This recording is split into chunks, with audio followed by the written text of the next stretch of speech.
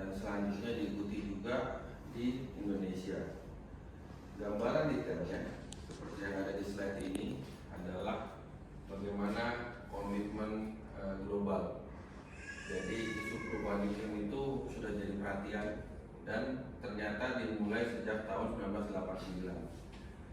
Dan dunia itu masih terus berproses untuk merespon. Artinya sampai hari ini pun ini masih bergerak terus. Jadi komitmen yang dimulai tahun 1989 itu sampai tahun 2021 itu masih terus direspons. Meskipun mungkin ada yang mengikuti ya, seperti US tiba-tiba keluar dari Paris Agreement dan lain-lain, tetapi sebetulnya dunia atau negara-negara lain terus mengikuti bagaimana merespon untuk transisi energi. Jadi diawali dengan dibentuknya IPCC di tahun 1989. Dan IPCC itu melahirkan dokumen yang disebut dengan UNFCCC. Jadi di tahun 1992. Awalnya itu ada dokumen yang disebut dengan Kyoto Protocol. Jadi di saat tahun 97 itu ada perjanjian pertama yang mengikat secara hukum untuk mewajibkan negara-negara untuk mengurangi emisi gas rumah kaca. Jadi emisi CO2. Tetapi memang salah satu hal yang membuat terlambat adalah adanya perjanjian pertama yang mengikat secara hukum. Jadi setiap negara tentu punya kriteria masing-masing, punya karakteristik masing-masing, sehingga efektifnya bahkan di awal 2005. Jadi bertahun-tahun lah itu ada diskusi antar negara dan nggak langsung diakui atau langsung dikomitmenkan. Tetapi Kyoto Protocol ini tidak jelas, itu artinya wajib menurunkan emisi gas rumah kaca, tapi nggak ada angka-angka di situ. Nah, angka-angka itu muncul yang seperti sering didengar juga di Paris Agreement, yang mana Paris Agreement itu dibentuk lagi-lagi angka-angka itu diakui di tahun 2021, sehingga sebetulnya COP21 ini adalah menjadi tonggak utama ya bagaimana transisi energi itu dijalankan di seluruh dunia. Indonesia merespon tentunya dengan beberapa dokumen dimulai dari tahun 2011. Nah, tetapi balik lagi, ketika tidak ada angka-angka, komitmennya ya diakui gitu ya, atau berkomitmen, tapi tidak ada angka-angka. Nah, angka-angka itu muncul dimulai di tahun 2021, yaitu dengan dokumen namanya LTS-CCR 2021, Long Term Strategy for Low Carbon and Climate Resilience 2050. Jadi tahun 2021 sebetulnya komitmen Indonesia net zero emission itu di tahun 2050. Seperti yang diketahui sekarang, komitmennya bergeser jadi tahun 2060.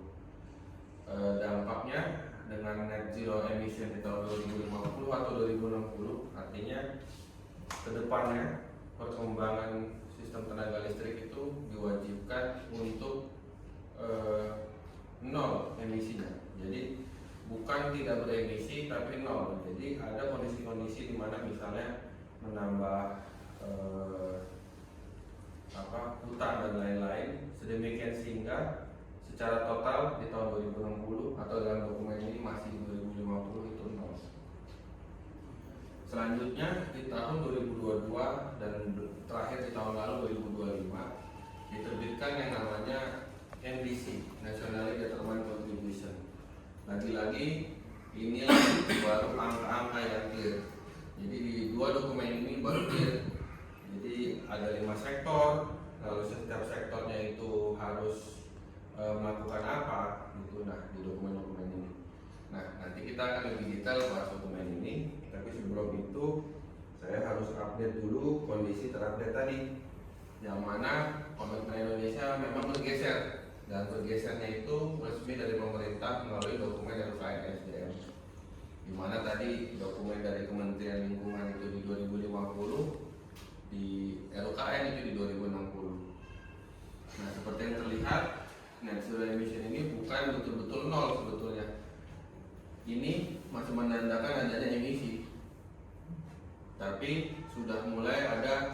emisi yang negatif gitu.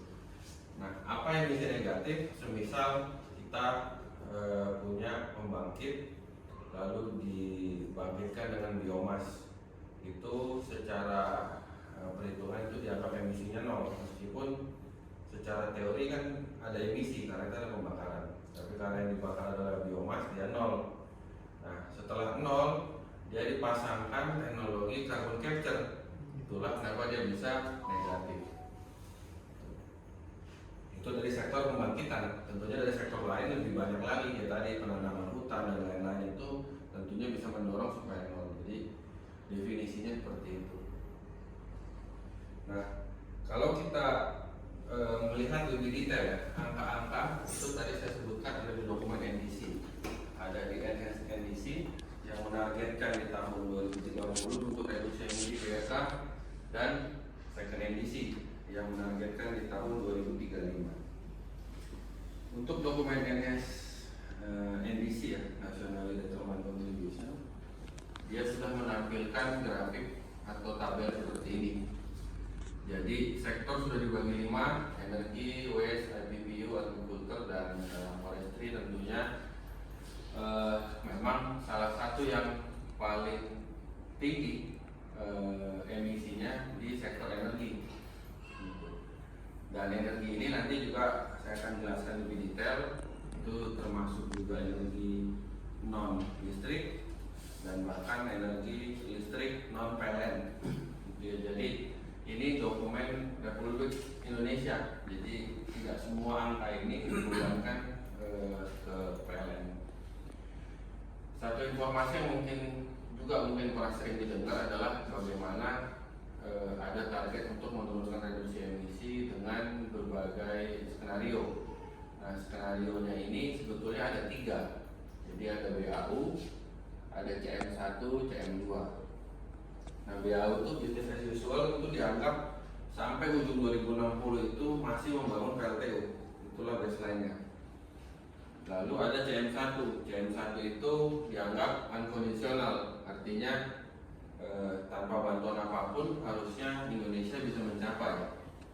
Nah, yang lebih ambisius adalah CM2, tetapi CM2 itu kondisional. Biasanya kondisional itu dianggap sebagai ada bantuan dari luar dan lain-lain. Nah, itu di level emisinya. Jadi ini dalam satuan juta ton CO2. Yang ditargetkan dalam dokumen itu adalah reduksinya. Artinya berikutnya adalah yang dihitung bagaimana yang tadi BAU ini turun ke CM1 1669 ini jadi 1311, itulah angka 358. Ketika yang ambisius ya artinya 1669 ke 1223 jadi 446. Dan setiap ini dihitung persentasenya. Jadi kalau pernah membaca, kita ada pernah mendengar ada angka 31,89%, itu artinya penurunan untuk semua sektor terhadap BAU. BAU-nya apa? Itu tadi dianggap bahwa apa yang kita lakukan sekarang diteruskan aja, tidak ada perubahan. Secara lebih detail bisa terlihat di grafik ini sebetulnya ketika semua sektor ini ada penurunan, itulah sebesar 31,89%. Jadi ada 5 sektor tadi itu ada penurunan total itu di 31,89. Tetapi kalau kita capture hanya untuk sektor energi terhadap BAU, dan tentunya tadi yang kita pilih saat ini masih skenario CM1 ya, unconditional, itu turun di total 358 juta ton CO2. Jadi reduksi emisi untuk sektor energi di tahun 2030 harus mencapai 358 juta ton CO2. Jadi target yang sangat besar. Jadi kita coba lihat lagi secara lebih detail karena ini masih sektor energi. Bagaimana dengan sektor di PLN? Jadi dari angka reduksi emisi di tahun 2030 sebesar 358 juta ton CO2 itu di breakdown ke sektor-sektor lain. Dan di setiap subsektor itu ada aktivitas. Jadi gambarannya salah satu yang menjadi kontribusi PLN untuk reduksi emisi itu adalah pertama pembangkit EBT di RPTL, itu nilainya 97,01 juta ton CO2. Lalu penggunaan PLTU batubara dengan teknologi clean coal teknologi di 7,42, penggunaan pembangkit gas di 14,12, dan co-firing batubara di 8,88. Dari 358 itu aktivitas yang diakui hanya 4. Jadi mungkin ada juga aktivitas yang sebetulnya bisa diakui oleh PLN, tapi arahan dari pemerintah hanya 4 aktivitas itu. Sebagai gambaran, misalnya di sini ada PLTS atap, gitu ya. Ini sebetulnya bisa, harusnya ya diakui oleh PLN, tetapi PLTS atap ini tentunya pasti akan yang mengakui reduksi emisinya yang membangun PLTS itu misalnya entah konsumen industri atau bahkan mungkin rumah tangga. Atau misalnya terkait dengan kendaraan listrik. Untuk kendaraan listrik harusnya PLN karena cukup banyak infrastruktur PLN yang dibangun gitu ya.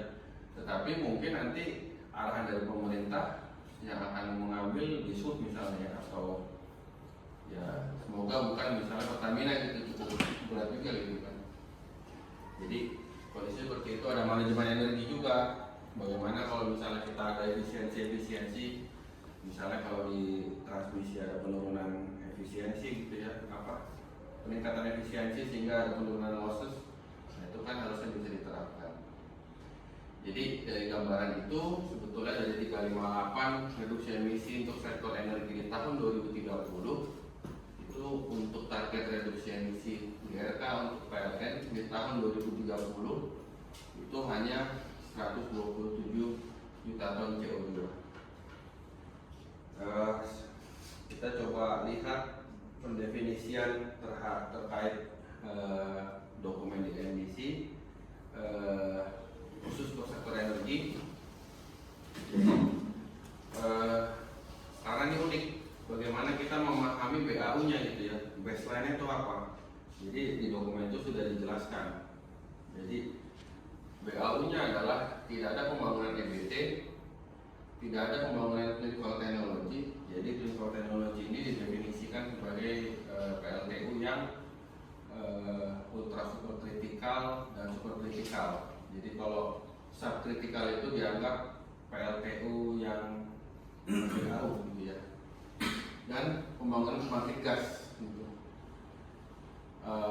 Serta ya tadi ada biomasa atau biofuel, artinya kalau ada co-firing biomasa itu tentunya akan mengurangi atau meningkatkan reduksi emisi itu sendiri. Artinya BAU itu disusun seolah-olah kita menganggap tahun 2030 pembangkit EBT yang COD setelah tahun 2010 itu nggak ada, ganti PLTU subkritikal. PLTU ultra superkritikal dan superkritikal itu nggak ada, diganti dengan PLTU subkritikal. Pembangkit gas juga seperti itu, dianggap nggak ada. Biomas yang cukup tinggi ya sekarang sekitar 3 juta ton ya volume, itu dianggap nggak ada. Itulah baseline, sehingga apa yang kita lakukan sekarang ini itu sudah dianggap reduksi emisi. Nah, bagaimana kita memahami perhitungan-perhitungannya itu ada di gambaran ini sebetulnya. Nah, ketika kita punya pembangkit EBT yang sudah COD dan existingnya pun dibatasi tadi dari aturannya adalah setelah COD 2010, yaitu kita kalikan dengan faktor reduksi emisinya, dapat realisasinya. Pembangkit gas juga begitu, ada berapa pembangkit gas existing dan COD itu dikalikan dengan realisasi atau faktor reduksi emisinya. Memang tantangannya ini terpisah nih, Kalau IPP memang tidak melaporkan penggunaan bahan bakarnya.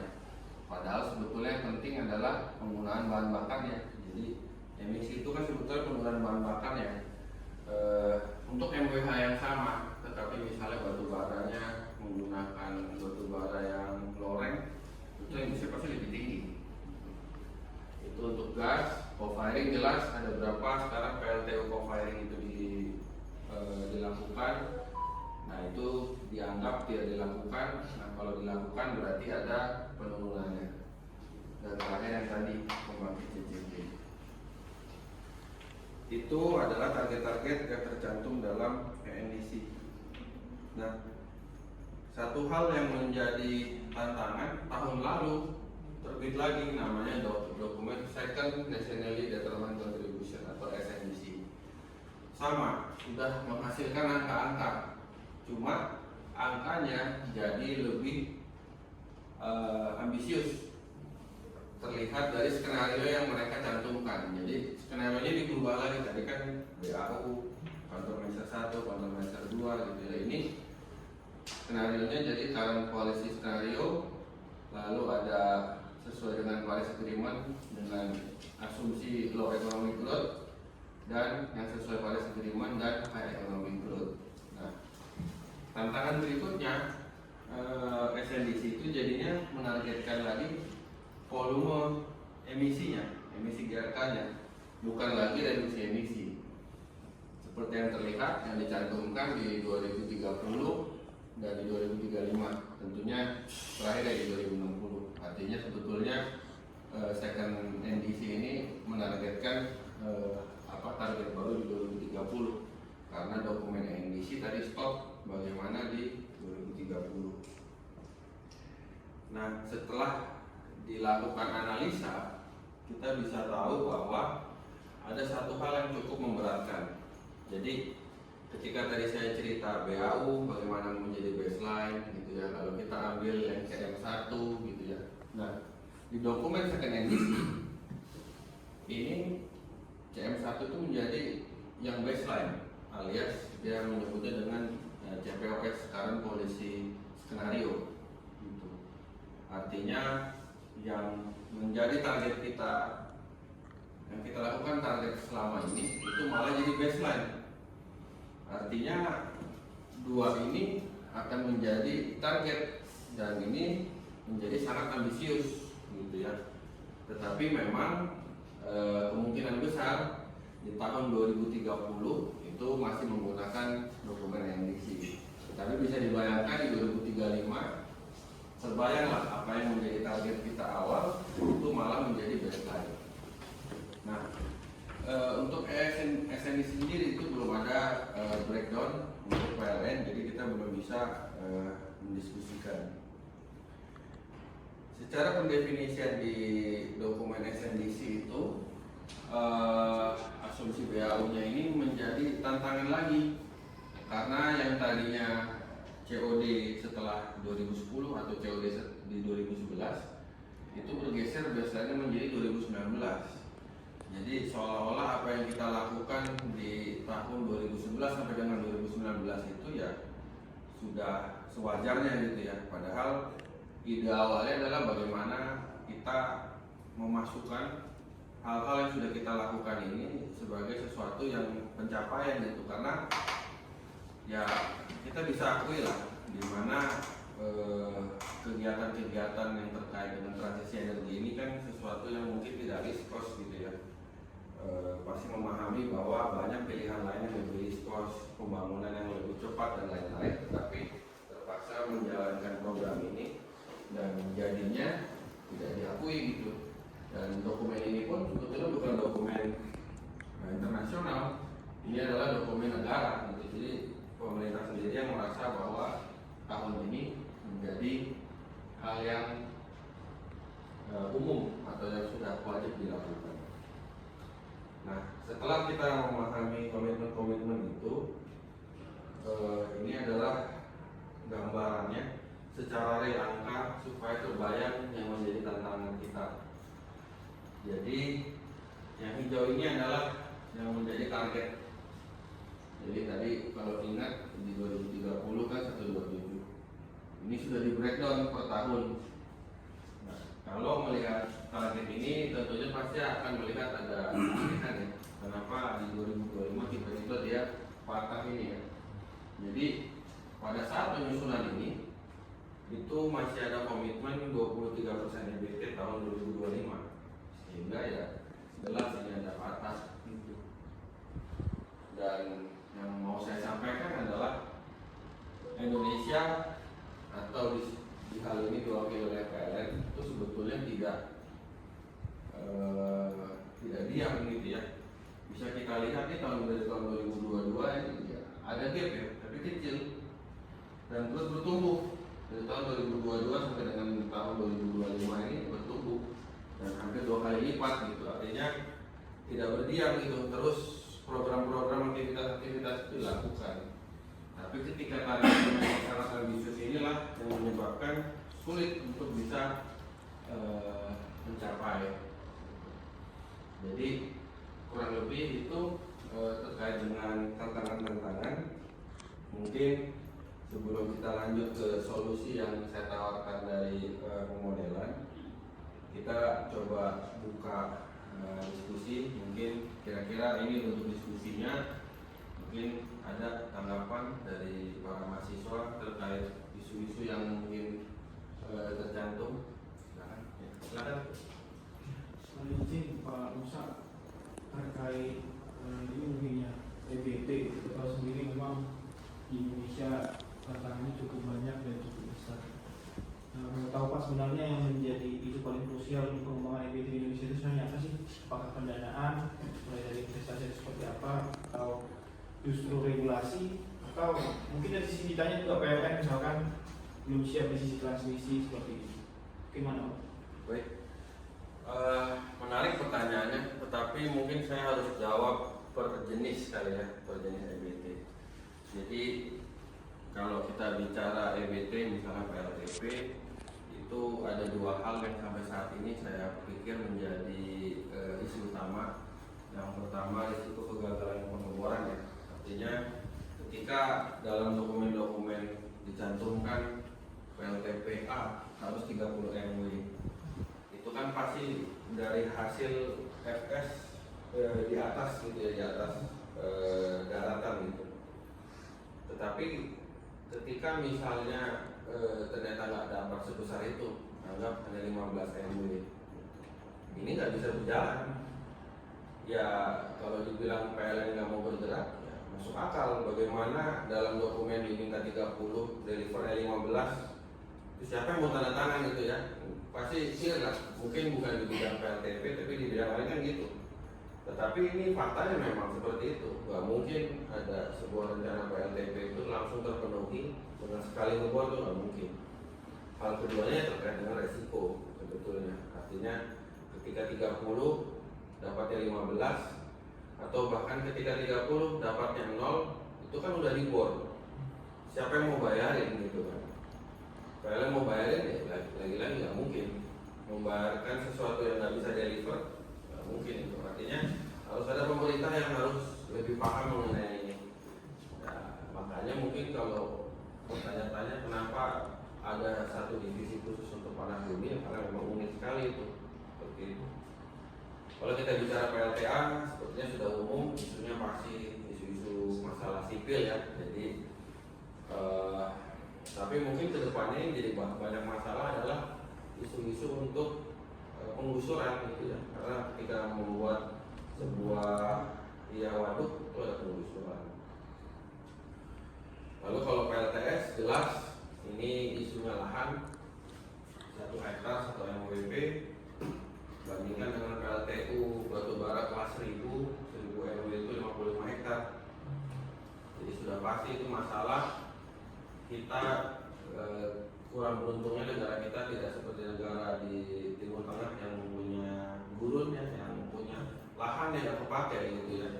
Kita bayangkan misalnya 1 hektar atau kita mau bangun anggap 100 MWP PLTS, berarti ada 100 hektar di tanah gitu ya. Kita bayangkan 100 hektar tanah di Jawa itu sudah lebih banyak manfaatnya daripada hanya ditutup oleh PLTS gitu ya.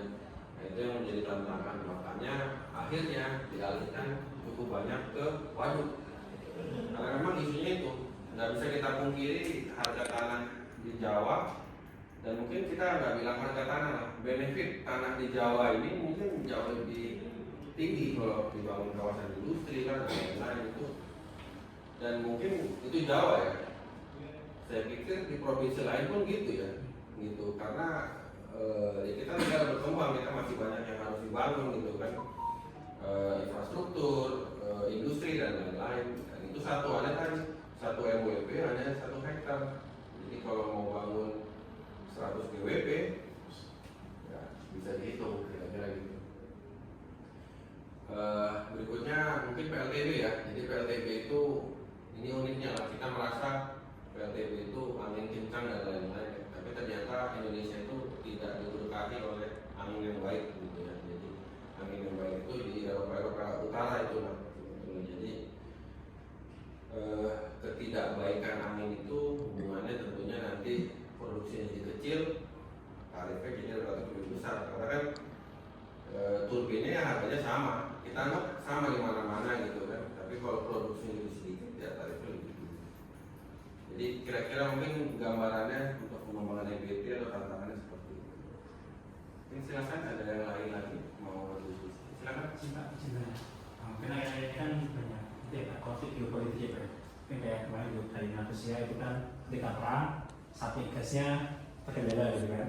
Terus mungkin beberapa negara yang awalnya dia udah off PLTU karena kondisi di negaranya dia akhirnya on lagi PLTU-nya. Dan terkait dengan hal ini, misalkan di Paris Agreement itu menunjukkan bahwasanya kita harus menurunkan emisi Pak, tapi karena faktor-faktor tertentu akhirnya emisinya naik. Apakah nanti suatu negara itu akan dikenakan semacam denda atau memang nanti akan ada kayak klarifikasi mengapa suatu negara tersebut emisinya mungkin malah naik gitu bukannya seperti itu. Jadi mungkin saya belum menjelaskan, tapi ada yang namanya dengan pajak karbon. Jadi semuanya ujung-ujungnya ya isunya adalah masalah uang sebetulnya. Pajak karbon di Eropa itu sudah tinggi. Jadi mau nggak mau, suka nggak suka, mereka terpaksa harus bergeser ke EBT. Bahkan di beberapa konsep itu dilakukan lebih baik mereka mendanai proyek EBT di Indonesia, tapi mereka klaim semua reduksi emisinya, gitulah sederhananya. Jadi bisa jadi nanti kondisi seperti itu karena saking mahalnya mereka punya pajak karbon, mereka melakukan itu. Ada isu juga misalnya terkait biomas gitu. Jadi biomas di Indonesia ini sangat sulit sumbernya karena lebih banyak dibeli oleh Jepang. Karena Jepang punya pajak karbon yang tinggi, harga listrik yang tinggi. Mereka rela bayar, ya itulah saya ngomongnya sampah perkebunan itu dengan harga yang sangat tinggi gitu. Kayak saya bilang tadi, balik lagi ujung-ujungnya uang. Yang pemilik sampah perkebunan ini yang berpikirlah, daripada saya jual ke Indonesia yang katanya harus bersaing dengan harga batu bara kan, bagaimana kalau dijual ke luar negeri harganya lebih tinggi. Jadi kaitan dengan tadi artinya untuk beberapa negara yang sudah berjalan atau negara maju, hal ini jadi gampang. Tadi dibilang karena geopolitik gas susah, batu baranya naik gitu. Ya, artinya mereka tinggal bayar pajak karbon. Tapi bayangkan kalau Indonesia harus melakukan itu gitu ya, untuk membayar biaya produksi PLTU-nya saja sudah. Iya. Apalagi kalau ditambah dengan pajak karbon gitu. Jadi ya isunya ini memang agak berat ya karena mempermudah untuk beberapa negara yang sudah maju gitu dibandingkan negara kita yang masih sulit berkembang gitu. Mungkin itu jawabannya. Silakan jika ada lagi yang mau berdiskusi. Oke. Silakan.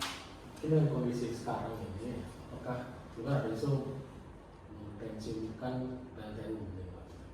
Tapi sudah masuk data itu umur PLTU di atas 30 tahun akan dipensiunkan. Kondisi sekarang itu seperti apa nih Pak? Wacana itu. Jadi kita lagi-lagi harus membandingkan dengan negara lain. Negara kita masih berkembang, Artinya kita punya proyeksi demand yang terus bertumbuh dan kita punya pembangkit existing. Kita sangat butuh banyak uang hanya untuk mengisi gap itu antara kondisi existing sekarang dan proyeksi demand gitu ya. Terlepas dari misalnya pertumbuhan energinya tidak sebesar yang dicanangkan gitu ya, Indonesia Emas atau apa, tapi setiap tahun pasti diketahui lah kita bertumbuh, meskipun memang tidak bertumbuh sebesar itu, tapi pasti kita bertumbuh. Nah, pertumbuhan itu kan artinya butuh infrastruktur yang untuk mengisi gap antara pembangkit existing kita dengan demand gitu ya. Bayangkan kalau ada retirement, artinya nambah lagi gap ini kan, harus diisi. Nah, dengan konsep itulah sebetulnya saat ini Indonesia belum menjalankan itu, gitu ya, menjalankan retirement. Tapi di sisi lain sebetulnya kalau kaitan dengan emisi banyak hal yang bisa dilakukan. Sesederhana misalnya meningkatkan efisiensi PLTU pun sudah cukup membantu gitu. Yang tadinya 1 MWH setara dengan sekian juta ton gitu ya, itu sangat, kalau lebih efisien kan lebih turun gitu. Atau dengan co-firing biomas, atau dengan ide yang seperti Cina, mereka terus bangun fosil tapi bangun juga EBT. Menurut saya dengan kondisi Indonesia seperti ini ya, pilihan seperti Cina itu lebih bagus ya, fosil tetap dibangun tapi EBT juga dibangun gitu. Karena nanti kan bentuknya adalah kumulatif ya gitu. Jadi memang satu-satunya cara cepat gitu ya tadi retirement, tapi saya pikir sangat sulit diterapkan untuk negara-negara berkembang gitu ya seperti kita. Mungkin itu saya coba lanjutkan materinya sesuai dengan pemodelan dan simulasi tenaga listrik. Nah, sesuai yang tadi bahwa kita punya latar belakang ini, kita punya dokumen-dokumen internasional yang diterjemahkan Indonesia dengan emisi target, dan untuk pemodelan ini saya masih menggunakan RPT 2021 yang mana ditargetkan untuk memiliki emisi sebesar 335 juta ton CO2. Nah, satu hal yang perlu dipahami, kenapa pemodelan ini harus dilakukan, karena kita harus tahu sebetulnya kita mampu seperti apa memenuhi itu semua. Nah, kenapa kita harus tahu? Karena target itu selalu single value dari tadi kita lihat. Angkanya selalu angka 1 bulat gitu ya, nggak pernah sebuah angka yang tidak deterministik. Tetapi faktanya adalah input dan asumsi itu nggak pernah ada yang single value. Mau dari demand, kita pasti meleset, entah lebih tinggi entah lebih rendah. Bagaimana dengan produksi PLTA yang tergantung variasi musim, ketersediaan biomas, produksi PV, produksi PLTP, harga batu bara, harga gas, harga biomas, tarif hidro, tarif PLTP, tarif PLTS, tarif PLTB, dan mungkin lebih banyak lagi. Ini yang dalam pemodelan ini saya coba definisikan gitu ya. Ada 12. Nah, artinya ketika input dan asumsi itu merupakan sebuah ketidakpastian, kenapa kok target itu adalah sebuah single value? Artinya ada miss di sini. Nah, miss itu kita lakukan dengan pendekatan stokastik. Bagaimana hal-hal input yang menjadi variasi, ya outputnya pun harus sebuah variasi berbentuk distribusi normal. Dalam pemodelan ini saya coba fokus di Pulau Jawa. Kenapa? Karena kalau di luar Pulau Jawa isunya lebih banyak, masih ada isu defisit lah dan lain-lain, akan tidak pas gitu ya kalau kita melakukan itu di sistem lain. Meskipun memang di luar PLN pun lebih banyak lagi yang punya PLTU, tapi Untuk pemodelan ini saya fokuskan di Jawa. Sesuai yang tadi, jadi ada beberapa variabel yang dilakukan sebagai input. Ada demand projection, nggak hanya single value, tapi bisa naik atau turun sesuai dengan realisasi. Lalu produksi pembangkit di 2030 juga banyak, paling enggak yang divariabelkan adalah bagaimana hidro karena ada variasi musim, biomas, solar PV jelas karena intermittent, dan PLTB juga karena intermittent. Dan juga biaya, harga gas kita bikin dalam range $6 sampai $14. Harga batu bara juga minimum di 70 sampai ke 134.